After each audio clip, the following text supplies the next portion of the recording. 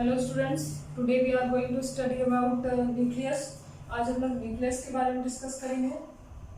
Nucleus हमने plasma membrane के structure के बारे में, उसके फंक्शन के बारे में डिस्कस कर लिया था। एक बार रिकॉल कर लेते हैं। देखिए यहाँ पे प्लाज्मा मेम्ब्रेन, यहाँ पे प्लाज्मा मेम्ब्रेन का 3D स्ट्रक्चर हमने देखा था, जो कि बनी होती है लिपिड की दो लेयर से, जिसको बाइलिपिड लेयर या फिर लिपिड बाइलेयर भी कहेंगे। ये देखिए बीच बीच में एम्बेडेड होते हैं क्या, प्रोटीन। इस तरह से स्ट्रक्चर होता है इसका। तो देखिए ये क्या है, लिपिड की बाइलेयर, लिपिड बाइलेयर या फिर बाइलेयर लिपिड। नेक्स्ट इसके बाद देखिए दो रीजन्स होते हैं इसमें। देखिए दो रीजन्स होते हैं इसमें, ये टेल दिख रही है और ये हेड पोर्शन दिख रहा है। तो ये इसको नॉन पोलर और पोलर रीजन भी कहते हैं। जो नॉन पोलर रीजन होता है वो क्या कहलाता है, हाइड्रोफोबिक। और जो पोलर रीजन होता है इसको कहते हैं हाइड्रोफिलिक। मैंने आपको प्रोटीन के बारे में बताया था। प्रोटीन, दो तरह के प्रोटीन प्रेजेंट होते हैं। फर्स्ट इज इंटीग्रल प्रोटीन और सेकंड कौन सा प्रोटीन होता है, सेकंड होता है पेरिफेरल प्रोटीन, जो कि साइड में प्रेजेंट होगा। पेरिफेरी मतलब कि सरफेस पे प्रेजेंट होता है। Peripheral protein. तो देखिए यहाँ पे जो पेरिफेरल प्रोटीन होता है वो सरफेस प्रेजेंट होगा, और integral protein inside the membrane, ठीक है, मेम्ब्रेन के इनसाइड क्या होगी, प्रेजेंट होगी। यहाँ पे दो रीजन्स होते हैं, एक होता है नॉन पोलर रीजन और दूसरा होता है पोलर रीजन। इसको हम लोग हाइड्रोफोबिक कहते हैं। ये जो टेल रीजन होता है, टेल वाला रीजन होता है, इसको कहेंगे हाइड्रोफोबिक। और दिस इज द हाइड्रोफिलिक। अब देखिए इसका मतलब क्या होता है, हाइड्रो का मतलब देखिए क्या होगा, हाइड्रो का मतलब होता है वाटर, एंड फोबिक वर्ड, ठीक है, phobic word derive from phobia, which means fear. ऐसे पार्टिकल्स, ऐसे रीजन जो कि फियर करते हैं किससे, वाटर से, जिन्हें फियर है वाटर से फियर होने का मतलब है कि ये वाटर में डिजॉल्व नहीं होता है। हाइड्रोफिलिक का मतलब क्या हो जाएगा, हाइड्रो का मतलब होगा वाटर, और फिलिक का मतलब क्या हो जाएगा, लविंग। फिलिक का मतलब लविंग मीन्स वाटर लविंग का मतलब है कि ये वाटर में डिजॉल्व हो सकते हैं। वो रीजन जो कि वाटर में डिजॉल्व हो सकता है इसे हम लोग हाइड्रोफिलिक कहेंगे, और वो रीजन जो कि वाटर में डिजॉल्व नहीं होगा उसको क्या कहेंगे, हाइड्रोफोबिक। अब देखिए मैंने बताया था इसको सिंगर एंड निकोलसन ने, बहुत सारे साइंटिस्ट ने अपना अपना पोस्टुलेट दिया था, बट सबसे सेटिस्फाइड जो पोस्टुलेट था, जिन्होंने बताया था कि जो सेल का स्ट्रक्चर है वो लिपिड की बाइलेयर और प्रोटीन से बना होता है, वो जो साइंटिस्ट थे वो थे सिंगर एंड निकोलसन। और ये जो प्लाज्मा मेम्ब्रेन होगा वो क्या होता है, सेलेक्टिवली परमिएबल होता है। सेलेक्टिवली परमिएबल का मतलब है कुछ सेलेक्टिव चीजों को ही inside to outside and outside to inside क्या कराता है, मूव कराता है। तो ये क्या हो गया आपका प्लाज्मा मेम्ब्रेन। अब नेक्स्ट इसके बाद हम लोग नेक्स्ट सेल के स्ट्रक्चर को देखेंगे, जो कि क्या है, न्यूक्लियस। सबसे पहले इसके स्ट्रक्चर को हम लोग देख लेते हैं, स्ट्रक्चर इसका बना लेते हैं। न्यूक्लियस का 3 डायमेंशन स्ट्रक्चर कैसा होता है, तभी आपको समझ में आएगा।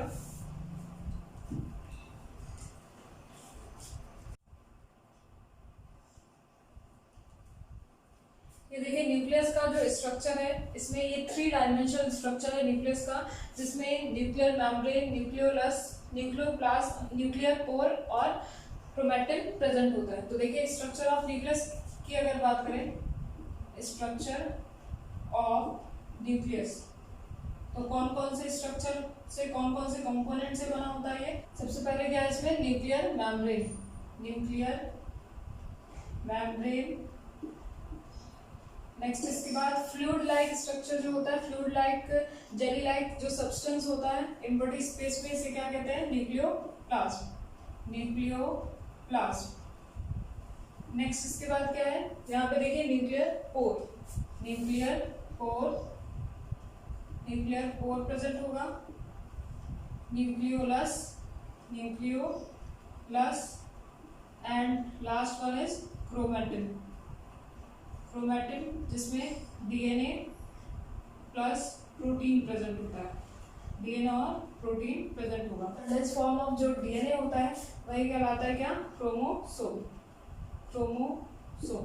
तो यहाँ पे देखिए जो स्ट्रक्चर ऑफ न्यूक्लियस, न्यूक्लियस के स्ट्रक्चर के बारे में अगर बात करें तो इनमें प्रेजेंट होता है nuclear membrane, nucleoplast, nuclear core, nucleolus और क्रोमैटिन। क्रोमैटिन में प्रेजेंट होगा डीएनए और प्रोटीन।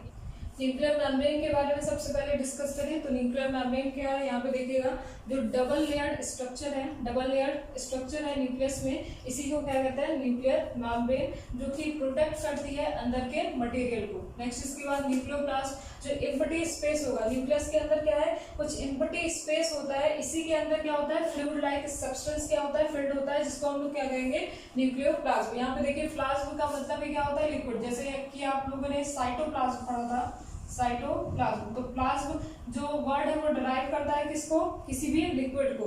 तो ये जो एम्प्टी स्पेस है इसमें कुछ लिक्विड सब्सटेंस फिल होते हैं, जिसको हम लोग क्या कहेंगे, न्यूक्लियोप्लाज्म। देन इसके बाद न्यूक्लियर कोर क्या होता है, न्यूक्लियर कोर का मतलब है कि न्यूक्लियस के अंदर कुछ कोर लाइक स्ट्रक्चर प्रेजेंट होंगे। कोर प्रेजेंट होते हैं जो कि किसी भी सब्सटेंस को आउटसाइड टू इनसाइड, आउटसाइड से इनसाइड अलाउ करेंगे और इनसाइड टू आउटसाइड, इनसाइड से आउटसाइड क्या करेंगे, अलाउ करेंगे, आउटसाइड अलाउ करेंगे। नेक्स्ट इसके बाद देखिए न्यूक्लियोलस। न्यूक्लियोलस क्या है, देखिए न्यूक्लियस के अंदर एक black spot, spherical structure, spherical Oval structure present होता है, जो कि बहुत ही ज्यादा डार्क दिखता है, बहुत ही ज्यादा ब्लैक स्पॉट की तरह होता है। इसके अंदर क्या होता है, इसके अंदर प्रेजेंट होता है RNA plus protein, RNA plus protein. RNA और प्रोटीन ये क्या करता है, ये फॉर्म करेगा किसको, राइबोसोम को, राइबोसोम। तो यहाँ पे देखिए जो न्यूक्लियोलस है, ये न्यूक्लियस के अंदर स्फेरिकल ओवल स्ट्रक्चर होता है, जिसको हम लोग न्यूक्लियोलस कहते हैं। इसके अंदर प्रेजेंट होता है आरएनए और प्रोटीन, जो कि फॉर्म करता है किसको, राइबोसोम को। और जब राइबोसोम को बाहर आना होता है तो ये बाहर आएगा किसके through, with the help of nuclear core. Nuclear core के थ्रू क्या होता है, बाहर आता है, और बाहर आने के बाद क्या करता है, यही राइबोसोम प्रोटीन का सिंथेसिस करेगा। नेक्स्ट इसके बाद देखिए है आपका क्रोमैटिन। क्रोमैटिन क्या है, क्रोमैटिन देखिए यहाँ पे थ्रेड लाइक स्ट्रक्चर, जो थ्रेड लाइक स्ट्रक्चर है इसी को क्या कहेंगे, क्रोमैटिन, जिसमें कि प्रेजेंट होता है डीएनए प्लस प्रोटीन। डीएनए क्या है, डीएनए जो होता है एक ऐसा जेनेटिक मटेरियल होगा जो कि हेरिडिटी को, इनहेरिटेंस कराता है, किसी भी कैरेक्टर को, जो पेरेंट्स के कैरेक्टर होते हैं उसको ट्रांसफर करता है from one generation to next generation. और जो कंडेंस फॉर्म ऑफ डीएनए होता है, डीएनए बहुत ही ज्यादा कंडेंस्ड हो जाता है, किसकी हेल्प से, एक प्रोटीन होता है जिसको हम लोग कहते हैं हिस्टोन प्रोटीन। हिस्टोन प्रोटीन जो होता है उसकी हेल्प से जो थ्रेड होता है, डीएनए का जो थ्रेड होगा वो व्रैप हो जाता है हिस्टोन के सराउंड, और सराउंड होने के बाद ये फॉर्म करता है क्या, क्रोमैटिन, और क्रोमैटिन से बनाता है क्या, क्रोमोसोम, जो कि हेरिडिटी के लिए क्या हो जाता है, रिस्पॉन्सिबल होगा। नेक्स्ट इसके बाद अगर हम बात करें इसके फंक्शन की, तो सबसे जो इम्पोर्टेंट फंक्शन होता है इसका, ये इनहेरिटेंस कराना, मतलब कि किसी भी पेरेंट्स के जेनेटिक मटेरियल को ट्रांसफर करना किसी भी ऑफस्प्रिंग में। नेक्स्ट इसके बाद देखिए यहाँ पे प्रोकैरियोट और यूकैरियोट, प्रोकैरियोट एंड यूकैरियोट। देखिए प्रोकैरियोट और यूकैरियोट के बारे में मैंने बताया था। प्रोकैरियोट ऐसे सेल होते हैं जिसमें न्यूक्लियस क्या होता है, वेल डिफाइंड नहीं होगा, नो वेल डिफाइंड न्यूक्लियस, और इसमें क्या होता है, वेल डिफाइंड न्यूक्लियस प्रेजेंट होगा, वेल डिफाइंड न्यूक्लियस प्रेजेंट होगा। यूकैरियोट में वेल डिफाइंड न्यूक्लियस प्रेजेंट होता है।